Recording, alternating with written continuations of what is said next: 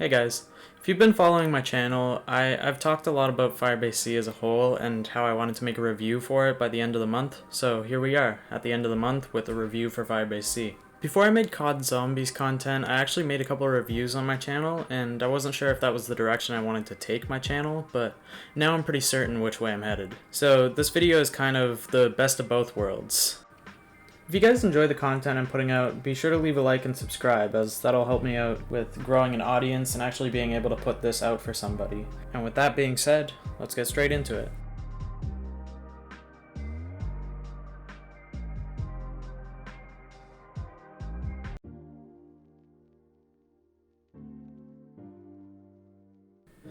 To start this off, the first thing I'm going to be talking about is the design of the map and how they'll utilize it to make this map stand apart from D Machine and all the others.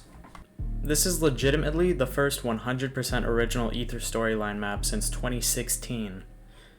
To make you understand how big of a deal this is, from Revelations all the way to D Machina, there were 0 new maps which didn't remaster or outright remake a map from the past.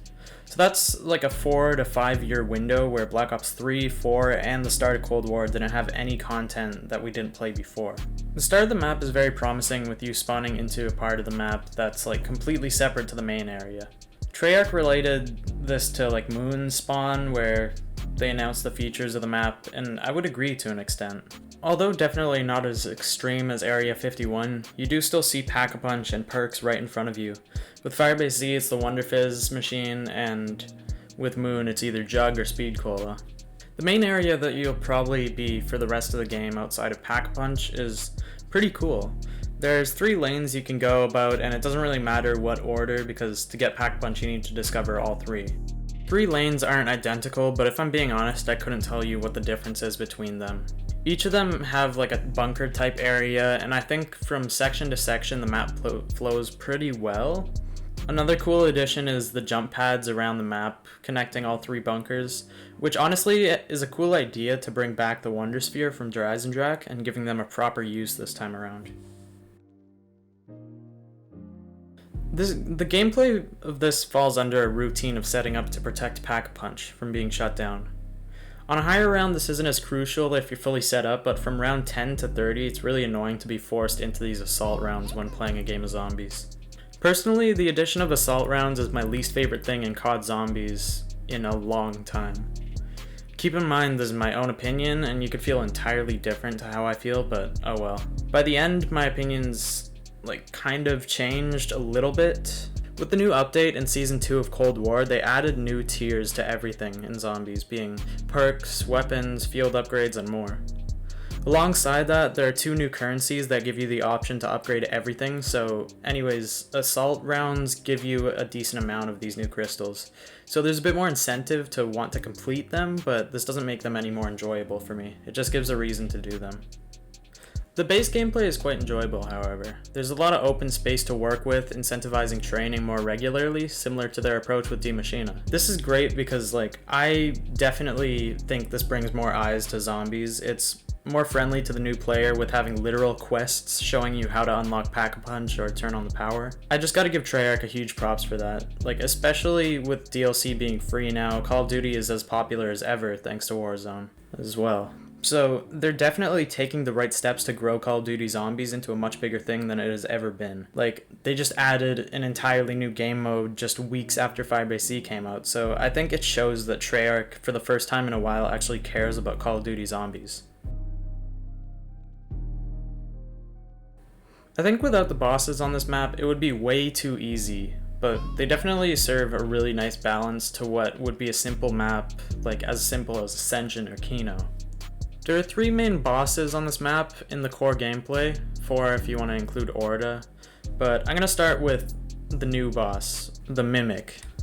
I was really excited for this boss when seeing him in the promotional material, but the game for the most part, I think in the gameplay, the Mimic is kind of a gimmick. See what I did there?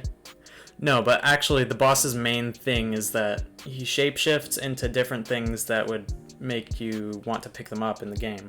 The only issue is the majority of the time when he spawns in, you see it, or he's an object that doesn't even drop. Like, I think it's a cool concept, just not executed very well.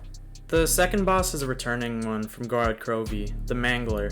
There's not much to say about the Mangler, it's pretty much the most generic boss in Call of Duty Zombies. Setting-wise, I think he fits very well, but outside of that, I don't have much to say about him. The final boss I'm going to be going over is the Hellhound, making a return but so much worse than before. I'd say on this map, I've been killed more times by the Hellhound fire than probably any other boss in this game. It's so annoying how they blow up into flames and has like a burning effect that lasts longer than the Plaguehound's poison.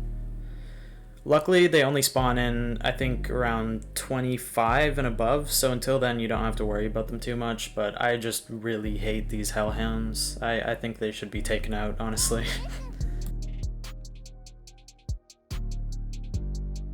Every time I make a review, I have a couple set out things to talk about, and then one specific thing that changes everything in my opinion. In Resident Evil 3, I talked about Nemesis. In The Last of Us 2, I talked about the ending and how it can make or break a game. Now in this video, I feel like Firebase Z needs an entire segment on the wonder weapon itself. The Ray K84, it's basically like an assault rifle ray gun, and it's one of my favorite wonder weapons of all time. I think it's so cool with the energy mine effect and how it amplifies by shooting it. There's definitely a vast improvement on the DIE shockwave, which I felt was like a watered down version of the thunder gun that just didn't have infinite damage. This could definitely carry you to the later rounds, and just all around it's a very good wonder weapon to use. So that'll be about it for this segment. Not much to talk about, but it's just, I feel like I needed to make one specifically only for the wonder weapon just to explain how amazing I feel it is.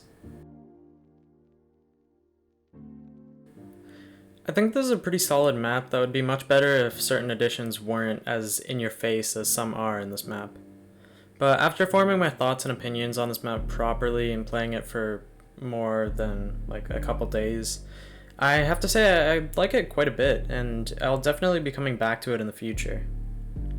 I'd say if I were to rate this out of 10, I would probably give it a solid 6, maybe 7 out of 10.